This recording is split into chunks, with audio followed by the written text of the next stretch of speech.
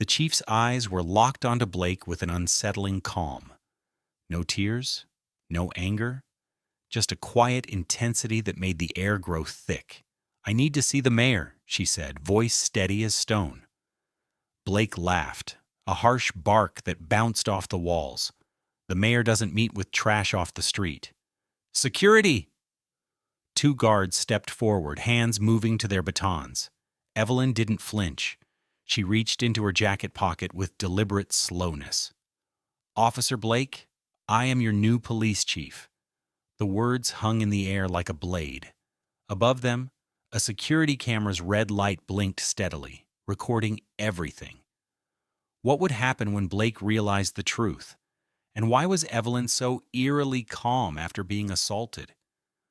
Blake's laughter cracked like breaking glass. "Police chief, you?" His belly shook as he doubled over, slapping his knee. Other officers joined in, their mockery filling the lobby. Only Officer Jessica Lee stood frozen by the water fountain, her features pale with shock. "Look at this monkey," Blake wheezed, tears streaming down his red face. "Think she can waltz in here with fake papers?" Evelyn pulled out an official document, the city seal gleaming gold. "My appointment letter signed yesterday by Mayor Thompson." Blake snatched it from her hands. His bloodshot eyes scanned the page, lips moving as he read. Then his face darkened like a storm cloud. He tore the paper in half, then quarters, then eighths. The pieces fluttered to the floor like dead butterflies. "Nice try, little girl. Now get out before I charge you with assault on an officer." Evelyn didn't move. She just stared at the security camera. "Recording evidence is futile when the police chief is covering up everything," Blake sneered. He took a step closer, raising his hand. The same hand that had just struck her. That's when the elevator doors chimed. Mayor Thompson stepped out, flanked by his press secretary. He saw the black woman standing calmly, the angry lieutenant, the scattered paper, and the nervous young officer by the fountain. What in God's name is going on here? The mayor's voice boomed. Officer Blake turned, his bravado instantly replaced by a panicked salute. "Mr. Mayor, this woman is trespassing and assaulting officers. I was just escorting her out." Evelyn stepped forward. "I was assaulted by this officer within the last 2 minutes, Mr. Mayor, and he just destroyed an official city document." The mayor's eyes moved from Evelyn's determined face to Blake's red, sweating features. "And who, may I ask, are you?" Evelyn reached into her other pocket and pulled out a badge, a pristine, newly minted chief of police badge. The metal shone under the lobby lights. "I am Chief Evelyn Hayes, and I'm ready for my first day." The mayor's jaw dropped. Blake's face went from red to white. The entire lobby went silent. What happened next would change the entire city's police department forever. If you think this story is over, you're wrong. The humiliation was just the beginning. The mayor's private office was silent. Evelyn sat on the couch, rubbing her still throbbing cheek. The official appointment letter had been retrieved from the floor, patched together with tape.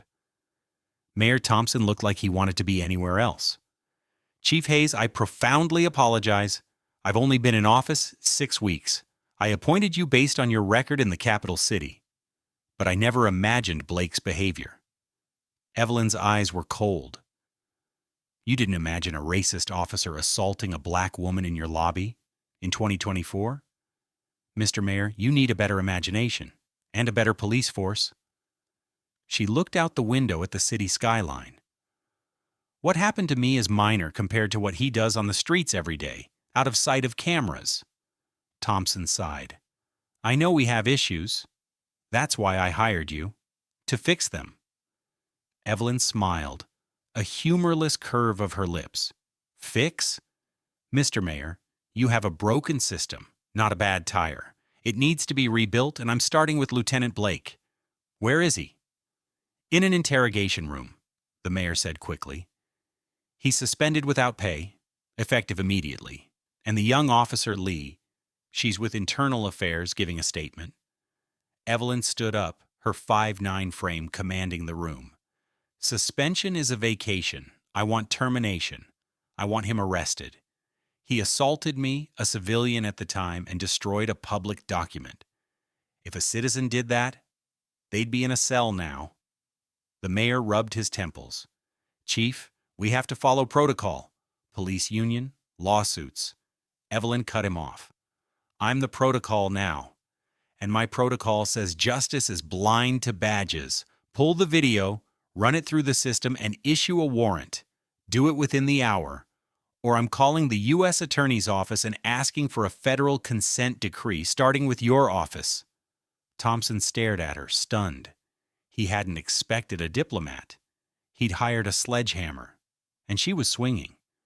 Done, he said, swallowing hard. The warrant will be issued, but Chief, you've been on the job for 1 hour, and you've already declared war on the department. Evelyn walked toward the door. No, Mr. Mayor. Lieutenant Blake declared war on me on my appointment, and on every citizen who looks like me. I'm just fighting back, and I never lose. The lobby was still buzzing. When Evelyn emerged, Officer Lee was waiting, tears silently streaming down her face. She held out her badge. Chief, I'm quitting. I can't. I watched him. I said nothing. I'm part of the problem. Evelyn stopped. She looked at the young woman, not with judgment, but with understanding. What's your name, officer? Jessica Lee. Did you record it, Jessica? Jessica nodded, pulling out her phone. Audio. I turn on the recorder every time I walk into the building. I've been recording him for 3 months. I have dozens of hours of racist remarks, threats, and cover-ups. Evelyn's eyes widened. Give me your phone. Now. Jessica handed it over. Evelyn looked at the police. Commissioner? A burly white man named Douglas who'd arrived minutes ago looking panicked. Commissioner Douglas, I want Officer Lee promoted to detective and assigned to my personal internal affairs unit. Effective now. Commissioner Douglas stammered. Chief, you can't. Seniority, I'm the chief. Evelyn's voice was low, dangerous. I just got my head cracked by your lieutenant, who's about to be arrested. I found the only honest officer in your entire lobby who took the initiative to record evidence. She's not a rookie. She's a resource. Done, Commissioner, or you join Blake in the interrogation room. Douglas stared at the phone in her hand, the evidence of his department's corruption. Done, Chief. Detective Lee, congratulations. Jessica Lee's eyes were wide with shock. A promotion? From a lieutenant's slap? Evelyn smiled at her, a genuine smile this time. Welcome to the fight, Detective. We have a lot of work to do. 2 hours later, Blake was led out of the building in handcuffs, his face pale and shattered. The cameras flashed. The city watched its police force turn on itself. Evelyn stood at the top of the steps, next to Mayor Thompson, her eyes fixed on the man who had underestimated her. Justice was here, and it was wearing a worn suit. The press conference room was packed. Evelyn, standing beside a visibly rattled Mayor Thompson and a new, steely-faced Commissioner Douglas, faced the city. Her first public address as chief. The cameras focused on the barely visible bruise on her cheek. 3 hours ago, Evelyn began, her voice calm but penetrating. I was assaulted in this building by Lieutenant James Blake. He called me a monkey. He tore up my appointment papers. He mocked my presence. He did this in front of witnesses, in front of cameras, and he did it with the assumption that his badge protected him. She paused, letting the silence build. He was wrong. She then announced Blake's charges: assault, destruction of public property, and official misconduct. She introduced Detective Jessica Lee and praised her courage.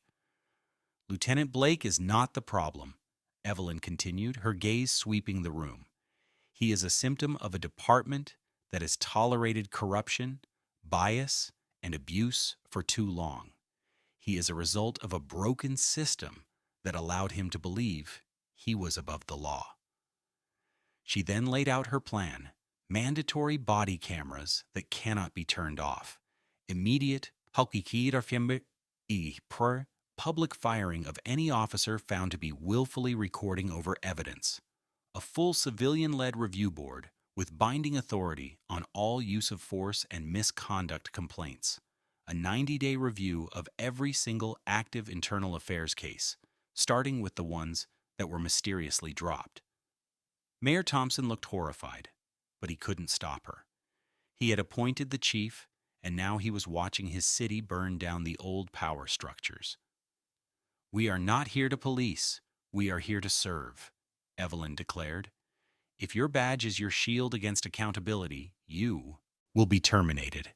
If your silence protects abuse, you will be terminated. If you cannot see the humanity in every citizen, regardless of their color, their origin, or their background, you will be terminated." The crowd of reporters went wild. Questions flew. Evelyn ignored them all, focusing on one camera. "To the citizens of this city," she said directly into the lens, "you are our partners. If you see injustice, if you are mistreated, if you are profiled, record it, report it, and I promise you, Chief Evelyn Hayes will answer. My office is now open." She ended the conference by walking over to the commissioner and handing him a thick folder. That, commissioner, is every internal affairs complaint filed against Blake that was dismissed or covered up. You have 24 hours to open formal investigations on every one of them. Welcome to the new normal. 3 months later, the city was unrecognizable. 15 officers had been terminated. Blake was awaiting trial, denied bail. The Civilian Review Board was in place, its decisions already overturning several internal affairs rulings. Detective Lee had become Evelyn's shadow, running the new, aggressive IA unit. Evelyn was hated by the union, loved by the community, and feared by the city council. The police station lobby was quieter now, cleaner, more professional. The 2 security guards who had rushed to Blake's aid had been replaced by a diverse, polite team. On the wall, a new mission statement was displayed: to serve and protect all citizens without exception. Evelyn stood by the fountain, speaking quietly with a woman who owned a small grocery store. The vendor had been routinely harassed by officers for years, but now she was reporting everything to Detective Lee's unit. As the woman left, Officer Lee approached, holding a tablet. "Chief, we found something else on Blake's phone. Videos of him and his crew harassing vendors in the West Side." Evelyn looked at the videos, her face grim. "Print every name, every date. We're not just fighting Blake. We're fighting the culture that created him." She looked up, her eyes catching the security camera's red light. That camera, the one that had recorded her humiliation, now felt like a symbol of accountability. The fight was long, brutal, and far from over, but the turning point was here. "Chief," Officer Lee said, "you're doing good, really good." Evelyn just nodded. "I'm doing what I was hired to do, but I need more people to stand up. I need the good officers to break the silence." She thought of the vendor, of the frightened but newly brave Jessica Lee, of the mayor who was being forced to evolve. "Justice isn't just a badge, Detective," Evelyn said. "It's the willingness to fight for it, even when you're alone." Jessica smiled. "You're not alone anymore, Chief. We're with you." Evelyn knew it was true. The city was healing, one painful step at a time. The battle was fought not with guns, but with truth, with transparency, and with the courage of one woman who refused to let humiliation silence her. Evelyn Hayes walked out of the police station, not a victim, but the chief, the city's new standard of justice, ready for the next fight. She thought of her mother, who had taught her that dignity was the only thing no one could take away, and that was a truth she would build an entire department upon. She was scheduled to meet with the city council to discuss her controversial budget request for increased civilian oversight. She knew it would be a battle. But after standing down Lieutenant Blake in that lobby, she was ready for anything. The city council chambers were full of hostility. Evelyn stood at the podium, facing a room full of politicians and the union lawyers. "Your proposal is a hostile takeover," Councilman Hayes stated, shaking his head. "Civilian review with binding authority? It's unconstitutional." Evelyn leaned into the microphone. "What's unconstitutional, Councilman, is letting a police department abuse its citizens with impunity. The money I'm requesting for oversight is a fraction of what this city will pay in lawsuits if we don't clean up this department now." She looked at the police union lawyer, whose face was purple with rage. "You are protecting the wrong people. You're protecting abusers who make the job harder for every honest officer." Her voice was unwavering, her resolve clear. She held up a copy of the old internal affairs policy. "This policy," she said, "allowed a lieutenant to call me a monkey, assault me, and destroy an official document, all while his colleagues stood by and laughed. That policy is dead. My budget will fund a new one, based on truth, not cover-ups." She didn't win that day. The council voted down the measure, but the next day, Evelyn filed a lawsuit against the city council for failing to protect citizens from known civil rights violations, citing Detective Lee's audio evidence and the full history of Blake's documented abuse. She also released the full, unedited video of her own assault to the public. The public outcry was immediate, massive, and undeniable. Within 72 hours, the council reversed its vote, and Evelyn's budget passed unanimously. She didn't fight by their rules. She changed the game. 6 months later, Evelyn stood on a stage, addressing a new class of police recruits. Jessica Lee, now wearing a captain's badge, stood beside her. "You are the future," Evelyn said, looking at the young, diverse faces. "You are the people who will redefine what this badge means. It is not a weapon. It is a promise." She told them the story of her first day, of the slap, of the laughter, of the fear, and of the choice she made to fight back. "The only person who can take your dignity is you. Never let a mistake, a slight, or a bully steal your sense of purpose." She looked at Captain Lee. "Captain Lee will lead your training. She has learned the hardest lesson of all. Silence is complicity. Break the silence. Demand better." The transformation was complete. Evelyn Hayes had done the impossible. She had forced a broken system to heal itself. She had replaced fear with accountability and silence with truth. She had proven that the courage of one person can dismantle an empire of corruption. And all it took was a well-placed slap, a furious lieutenant, and a determined woman with a phone in her pocket. The old guard was gone. The new guard was ready. The city was finally on the road to justice. Evelyn looked out at the city she now protected. The work was endless, but the foundation was strong. Justice didn't just arrive. It was built brick by courageous brick. She knew her fight had just begun, but she was ready. She thought of Officer Blake, now serving a prison sentence, and what he had taught her. Sometimes the greatest power is found not in the uniform, but in the refusal to be silent. And that was a lesson she would never forget. She smiled. A chief who had bled for her badge, and she was ready for the next day. The new police chief, Evelyn Hayes, walked out of the station. She saw a small crowd of vendors setting up their carts without fear, a group of young people taking photos by the new mission statement sign, and Officer Jessica Lee walking confidently, her new captain's badge gleaming. The old fear was gone. A new hope had taken root. Evelyn looked into the nearest security camera, ensuring her words would reach beyond these walls. 3 months ago, a man hit me because of my skin color. He thought violence was strength. He thought fear was power. She stepped closer to the camera. He was wrong. Her voice carried through the lobby. Officers and civilians stopped to listen. Justice doesn't arrive on its own. It doesn't fall from the sky or rise from the ground. Justice happens when ordinary people do extraordinary things. She held up her phone. See injustice? Record it. Every phone is a weapon against corruption.